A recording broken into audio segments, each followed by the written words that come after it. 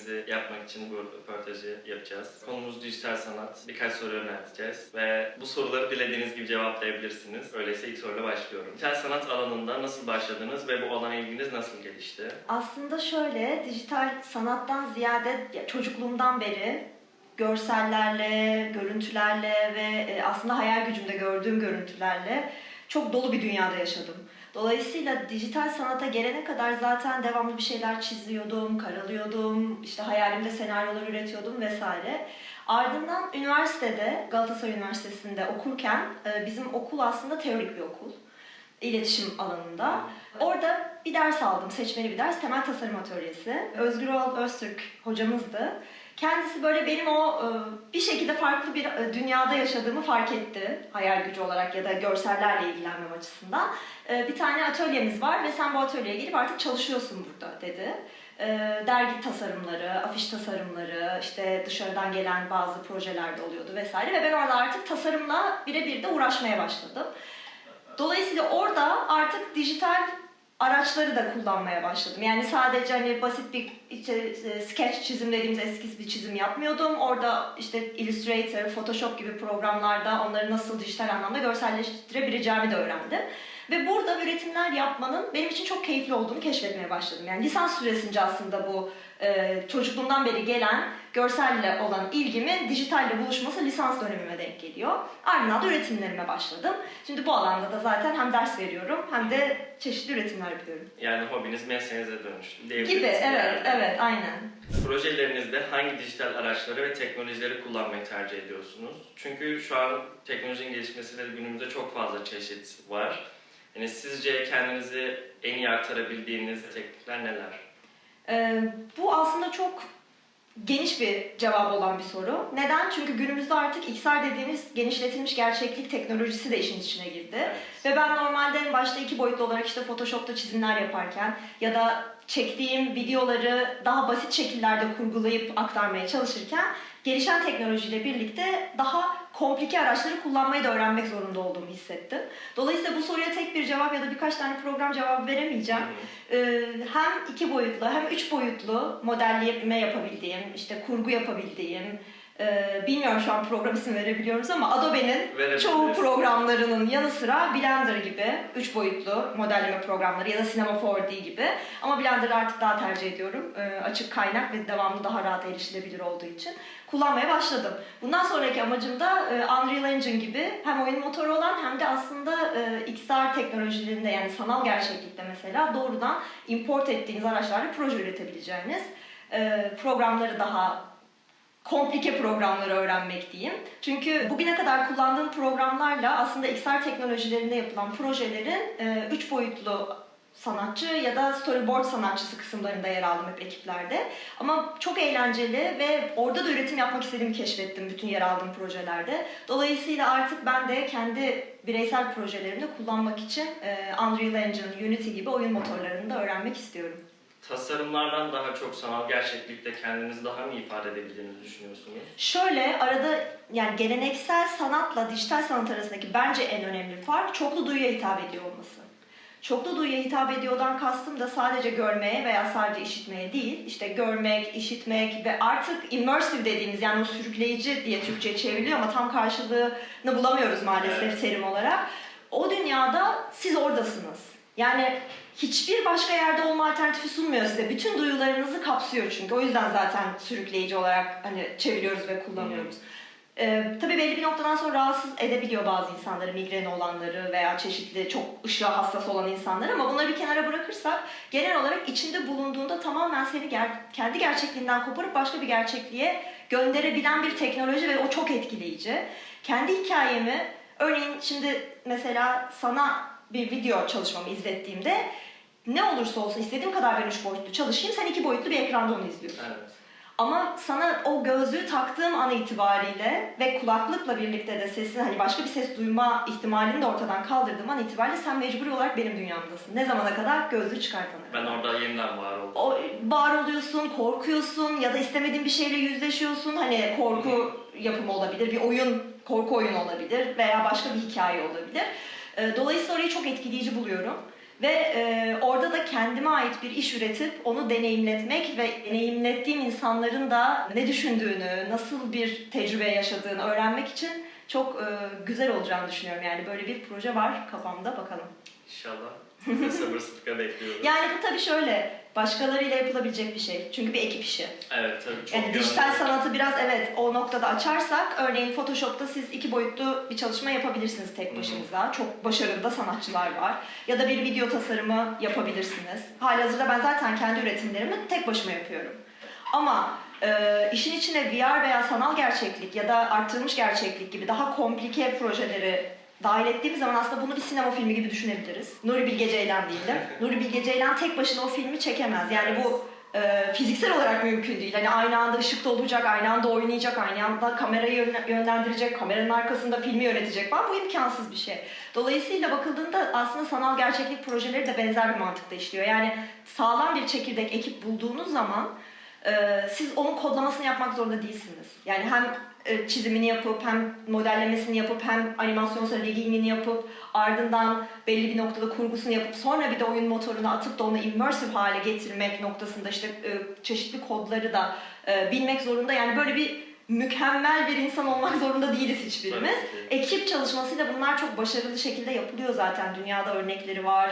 Çeşitli ödüller alan bir sürü film var. Immersive filmler dediğimiz, yani VR filmler var. Dolayısıyla ben sadece temel düzeyde bu oyun motorlarına dair bir bilgi edinebilirsem en azından kendim basit aşamaları yapabilirim, ama çok kapsamlı bir proje için yine bir ekip oluşturmak gerekiyor. Evet, temel fikir sizden çıkarsa diğer alanlar destekler. Aynen öyle. Dijital sanat ve tasarım alanında yeni başlayanlara veya öğrencilere önerileriniz nelerdir? Yani sizce hangi alanları kullanıp bu işe başlayabilirler ya da kendilerini en iyi nerede ifade edebilirler? Bu tabii çok kişisel bazı bir soru. Yani kişinin kendisini nasıl rahat ifade ettiğiyle ilgili bir soru aslında. Şimdi dijital sanat dediğimizde çok geniş. Dediğim gibi sadece 2 boyutlu bir resim ya da boyamadan da devam etmek isteyebilir kişi. Yani illa evet teknoloji çok gelişiyor, çok duyulu projeler yapılabiliyor diye onun içinde var olmak istemiyorsa olmayacaktır. Evet. O ömrü boyunca belki sadece dijital boyama yapacaktır ve çok güzel şekilde kendini ifade ederek devam edecektir. Ben şöyle tavsiye ediyorum, artık bir kere bahsetmemiz gereken bir başka mevzu yapay zeka. Yapay zeka hala gelişim aşamasında. Mesela 3 boyutlu modelleme ve tasarımlar için hala çok iyi değil. 2 boyutlular için evet gayet iyi. Evet, şunu tartışabiliriz. Onun belli bir tarzı var. Yani Midjourney'de yapılan resim Midjourney'de yapılmış. Yani o belli. Bir şekilde kendi imzasını atıyor aslında evet, o program. Ya da diğer programlar vesaire, ama bunu nasıl kullandığınız önemli bence. Ben sanatçı olarak yapay zekayı şöyle kullanmayı tercih ediyorum. İlham almak için. Aklıma bir fikir geliyor. Artık o fikrin, normalde çünkü ben hep elde önce bir eskiz çalışırım. Eskizi dijitale aktarırım. İşte 2 boyutlu boyamaysa 2 boyutlu devam ederim. Videoysa onu nasıl video haline getirebileceğimi düşünürüm. Ya da çizdiğim bir eskize benzer kareler gider gerçek hayattan çekerim. Onları sonra editlerim vesaire gibi çeşitli farklı süreçlerim vardı. Şimdi burada bunları yapma imkanı olamayabiliyor bazen yoğunluktan. İşte dersler bir yandan, başka projeler bir yandan. Yapay zekaya prompt yazıyorum. Ve o bana belli bir takım promptumun karşılığında görsel sahneler oluşturuyor. Aslında benim eskizlerim AI sayesinde dijitalleşmeye de başladı. Buradan soruna bağlayacak olursam, dijital sanatın hangi alanda ilerlemek istedikleri için en başta aslında biraz yapay zeka uygulamalarıyla vakit geçirebilirler. Ben bir fotoğraf üzerinden edit mi yapmak istiyorum ya da bir çizim mi yapmak istiyorum? 2 boyutlu sanat mı benim daha çok hoşuma gidiyor, yoksa bunu 3 boyutluya mı geçirmek daha hoşuma gidiyor gibi. Aslında bu önce kendini nerede iyi hissettiği, hangi konfor alanında, kendini konfor alanı olarak hangisinde daha rahat oluşturduğunu keşfedebilmesi için bence önce bir ufak yapay zeka. Ondan sonra belki artık evet ben 3 boyutlu ile ilgileniyorum diyorsa 3 boyutlu dünyaya girebilir. Çünkü 2 boyutlu dünyanın tasarımıyla 3 boyutlu dünya tasarımı çok başka. Kullandığın aracın getirdiği özellikler çok başka çünkü. Yani normalde işte Photoshop'ta 2 boyutlu bir dünyadayız. Ama 3 boyutlu bir dünyaya girince artık X, Y ve Z akslarındaki modellemenin birbiriyle uyumunu, bir şeyi konumlandırdığında onu X ve Z aksına uygun biçimde de konumlandırman gerektiğini, yoksa bir yüzden baktığında yan yana duran şeyi çevirdiğinde aralarında dünya kadar mesafe olduğunu görüyorsun. Yani çok basit, teknik bir şey söylüyorum. Onlara alışmak da önemli ya da orada kendini rahat ifade ettiğini ya da edip etmediğini anlamak da önemli. Onun için bence biraz önce kurcalayabilirler, deneyebilirler. 3 boyutlu yapay zeka uygulamaları da var ücretsiz. Yani görüntüyü çok güzel çıkartmıyor. Ama bir prompt yazdığında bir form, en azından 3 boyutlu bir form karşına çıkıyor. Böyle bir iki döndürebilirsin. Aa, bu dünya güzelmiş, vay ne güzel oluşturmuş, ben de yapabilirim böyle şeyler diye ilham alabilir. Ya da fikir bulabilir. 2 boyutlu uygulamalar için de aynı şey geçerli. Video için bile aynı şey geçerli. Yine yapay zekada video da yapılıyor. Evet. Yani şimdi burada bütün program isimlerini söylemeyelim. Biraz şeye giriyor gibi olacak ama yani yazdığınız zaman doğrudan çıkan şeyler bunlar. Bazıları ücretli tabii. İşler biraz daha komplike hale giriyor diyebiliriz. Geliyor ama bence Çok şöyle, anladım. yani yapay zekayı kendi üretiminizin sadece bir aracı gibi kullanırsanız yine hala özgün ve size ait eserler çıkartmış olursunuz. Yani benim anlayışım bu. Evet. Ne gibi düşünebiliriz? Örneğin artık telefonla çekimler yapıyoruz. Ya da bir video kamerayla. O yapay zekayı o video kamerası gibi kullandığınızda, yani bir araç, sonuçta o kamerayı siz nereye yönlendirirseniz, nasıl bir üretime onu kullanmak istediğinizi belirtirseniz yine iş sizin işiniz. Evet, Onu kamera çekmiş olmuyor. Evet. Yani o yüzden aslında prompt yazmak da çok önemli. Prompt yazmayı bilmek, doğru prompt yazmayı bilmek de çok önemli. Onu da alıp bir parça olarak bir videonuzun bir parçasını kurgusunda kullanabilirsiniz. Ya da çiziminizin bir yeri için bir tasarım yapıyor olabilirsiniz. Hani bu şekilde de kullanılabilir. Yoksa doğrudan yapay zekaya prompt yazdım, yaptım, bu benim işim değil. O biraz etik sorgulamaya giriyor benim bakış açımdan. Yani bunu yapan sanatçılar da var.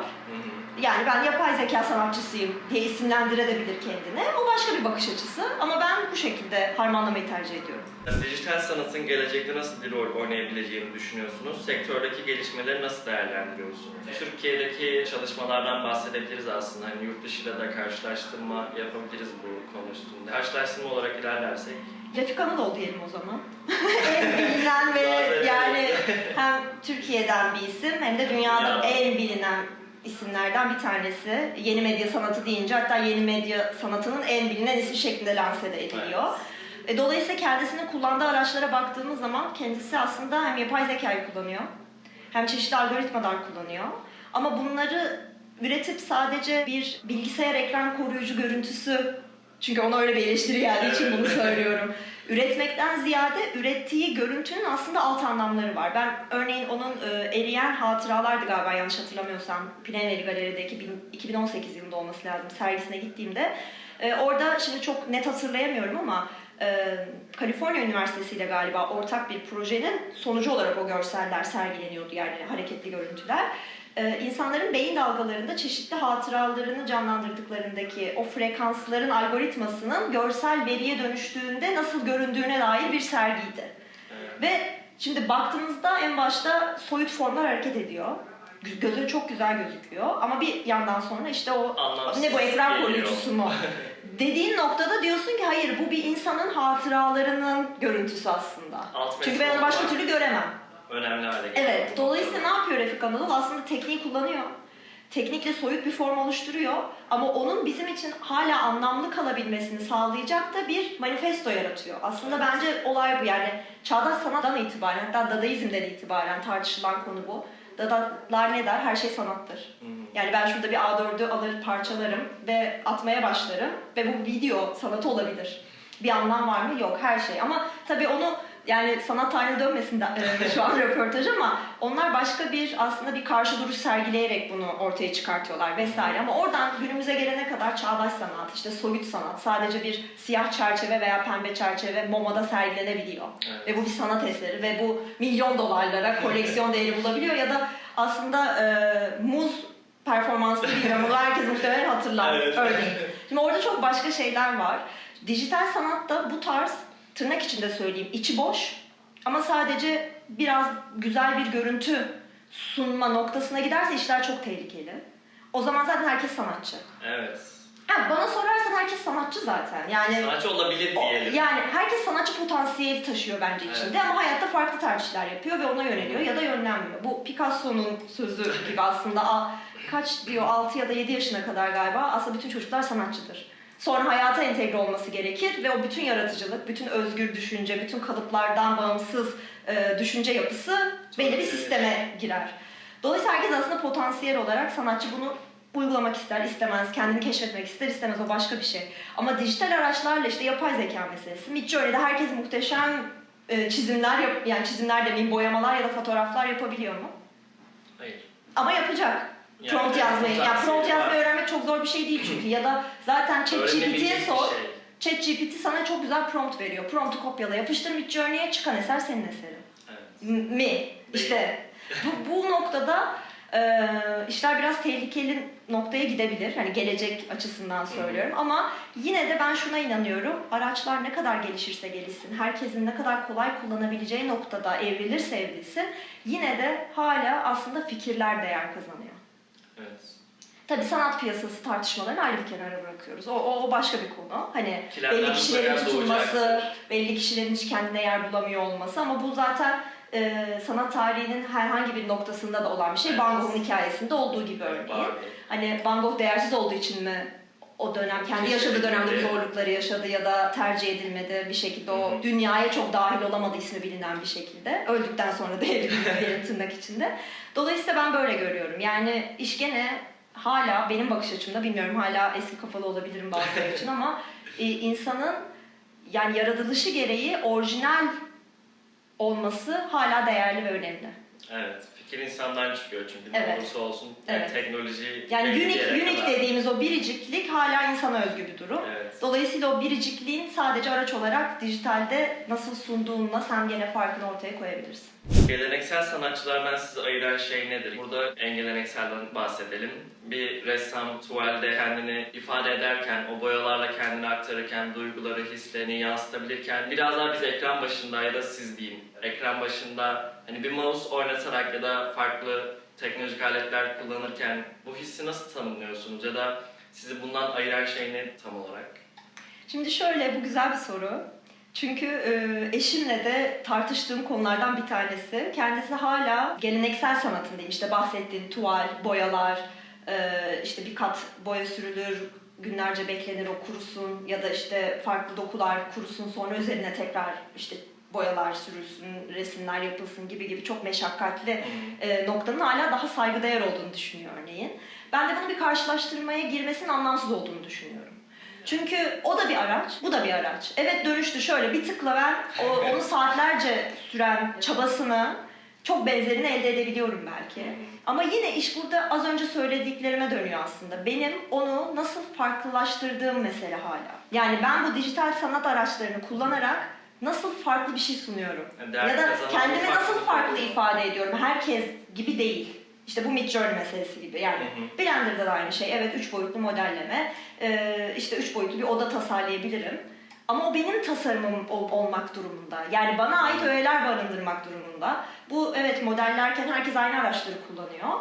Ama onu nasıl kullandığın hala işte insanın biricikliliğinin karşılığı oluyor. Evet, yani fikirleriniz farklı bir şekilde esere dönüştürülüyor. Yani burada bence nasıl diyelim, bağnazlık diyeceğim ben buna. Yani orada kalırsan hayatı kaçırırsın. Karşılaştırmaya girmemek daha doğru. Niye gireyim? diyebiliriz O zaman. başka bir tarz, o başka bir üretim biçimi.